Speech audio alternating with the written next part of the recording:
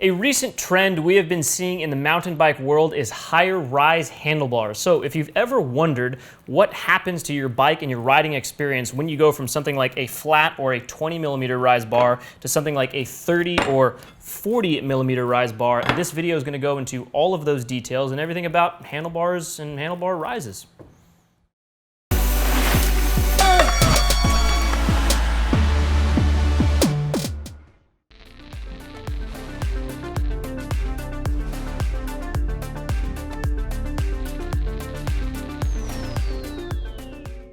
Well, in terms of mountain bikes, if you look at the fastest cross-country racers in the world, almost all of them, or if not all of them, have very, very low front ends. And if you look at the angle of that bike, like you can see right here, that bike is super leaned forward. And there's a couple reasons for that. You want your bike to be the most comfortable and the most efficient for kind of what you care about the most, what you're doing the most with it. Cross-country bikes, one thing that is very important is pedaling uphill and also being aerodynamic while pedaling. So cross-country bikes, since they're meant for those things, aerodynamic, pedaling, and pedaling uphill, they're gonna be much more leaned forward. Because when you're more leaned forward, you're more aero, you're more comfortable pedaling the thing while you're going up steep climbs, and especially on steep, slow, technical terrain, you wanna be leaned over forward and be in kind of that perfect sweet spot of traction to where you're not popping a wheelie because you have too much traction on your rear end, but your rear end's not also slipping because you don't have enough traction on it. So that's why cross-country bikes are leaned forward like that. And again, if you want to talk about more of the aerodynamic side, look at road bikes and even time trial bikes, and you're really going to see those things leaned forward. So that's why those bikes are leaned forward. Is that for everyone? Not necessarily. So mountain bikes kind of evolved mostly being much more cross-country geo, and then they've slowly gotten more upright and more modern and more comfortable for what average riders, average mountain bikers like you and I are out there doing on the trails on the weekends, which is not trying to win cross-country World Cups.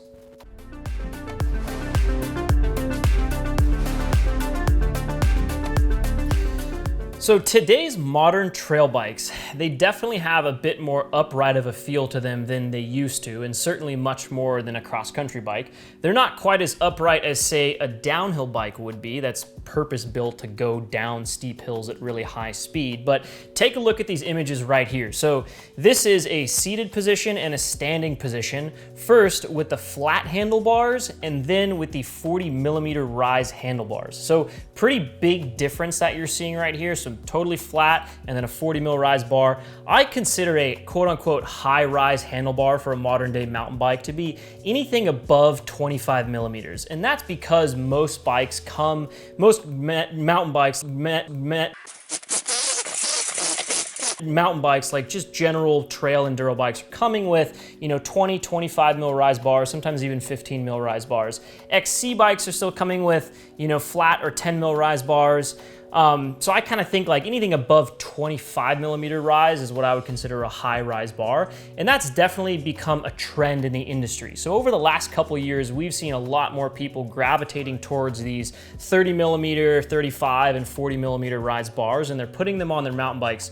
Why you'd want to do that, right? So why do bikes get more upright as they get longer travel? So the longer travel obviously means the bike is meant more to spend its time predominantly going downhill, riding rough terrain, and the more travel, the steeper and the faster it's going to get. So again, just like on an XC bike, you want your body position sort of in line with what you're doing with the bike the most, which is climbing. A downhill bike, you'd want your body position in line with going downhill. And as you're going downhill, your body needs to come back to keep that perfect centering and position and weight distribution so you're comfortable and confident on the bike for what it's supposed to do.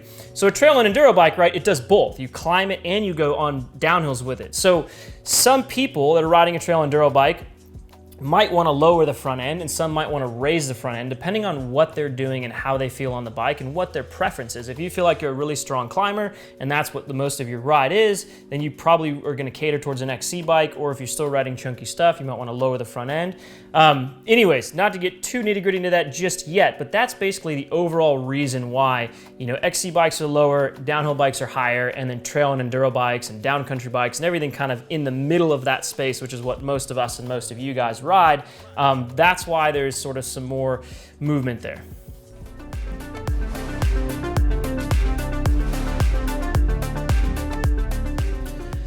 So like most modifications you can do to your mountain bike, it's either going to make it work better for going uphill or work better for going downhill, and those just pull away from each other. So everything you do that make the thing more capable on downhill is probably very likely going to make it worse on the uphill and vice versa. Okay.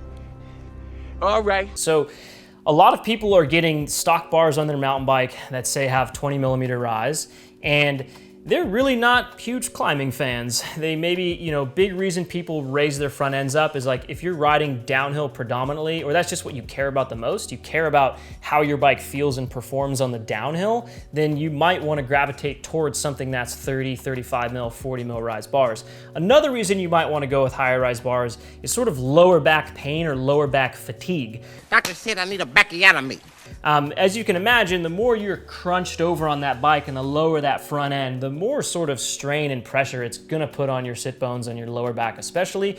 So if you're sitting in the saddle a lot and doing a lot of miles and a lot of hours on that bike and you're getting a lot of lower back pain or fatigue, lifting yourself up can really make a huge difference. I've come across a number of people in my experience over the years that have had prior back surgeries or just had lower back pain when they're in the saddle for several hours at a time, and they go to a high rise bar or they add spacers under their stem, and it's like a world of difference. They feel much more comfortable climbing, and they just feel much more comfortable on their bike and can ride longer without that lower back pain. Oh, I'm hurt. Oh, my neck, my back, my neck and my back. Oh. So again, you lift the front end of that bike up, it's gonna help it perform better on the downhill. You're gonna be in a better attack position the steeper the terrain gets, and a more comfortable upright control position that's gonna help you lift up the front wheel when you need to bunny hop, when you need to get over obstacles, anything like that. So lifting that front end up is gonna help for the downhill stuff.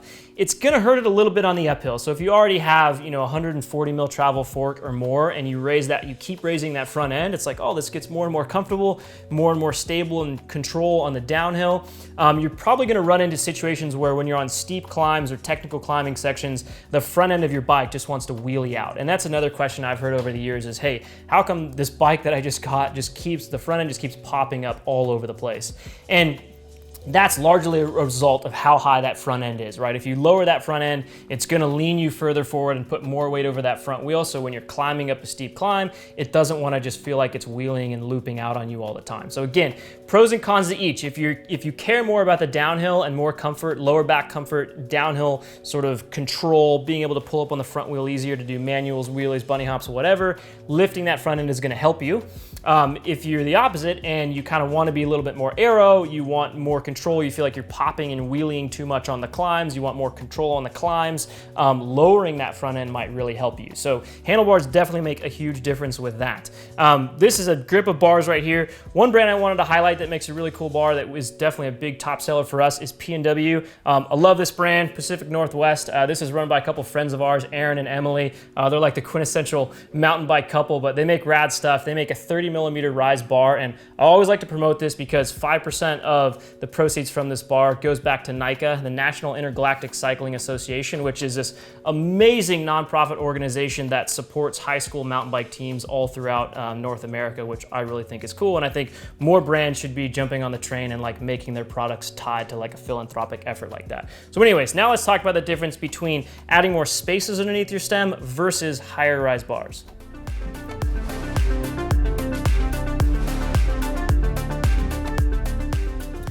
So the last part of this video, which is kind of important, there's two ways to raise or lower your front end. Number one is spacers underneath or on top of your stem, and then number two is obviously your handlebars with the rise, raise or lower. They do have different effects. So if you take your stem, so for starters, in order to move your spacers around, you kind of need extra steer tube. If you've already cut it too much or wherever you got your bike cut it too much, you might be out of luck and your only option might be the handlebars. But if you do see spacers above or below your stem, you have some leeway to play with there. The more spacers you stack underneath your stem, because your steer tube is at an angle, that's actually gonna reduce your reach. It's gonna put the bars closer to you and higher up, so higher and closer. So that's gonna reduce the reach of your bike. So keep that in mind. If you feel like you're too stretched out, and it's kind of like you feel like the bars are too far out to pull up, adding spacers underneath the stem could alleviate that, right? It's gonna pull them closer to you and higher up. So that'll make it a lot easier to yank up on these bars when you're trying to do a wheelie or something like that. So again, adding stem spacers to the bottom is gonna actually reduce your reach, pull the whole front end closer to you. If you just do handlebars, like you keep your stem spacers exactly where they are, and you just do a handlebar rise difference, that's not gonna pull it closer to you, it's just gonna pull it up high. So it's not gonna really reduce your reach a significant amount like the spacers would be. So a couple different things you can play around with there, and something to just consider. Obviously, a handlebar upgrade costs more money than moving around spacers on your stem. You can do that for free if you have spacers and have room to do that. So that's something to play around with first, but it's something to note. If you don't want that thing any closer to you, just get higher rise bars. If you do want it closer to you, mess around with those stem spacers. So that is the gist of mountain bike bars. Let us know down in the comments what rise you are running on your bars. And also, if you happen to notice in the very first clip, my hair was much longer than the rest of the video, and the fact that I said intergalactic rather than interscholastic, kudos to you. Subscribe to the channel. See you next time.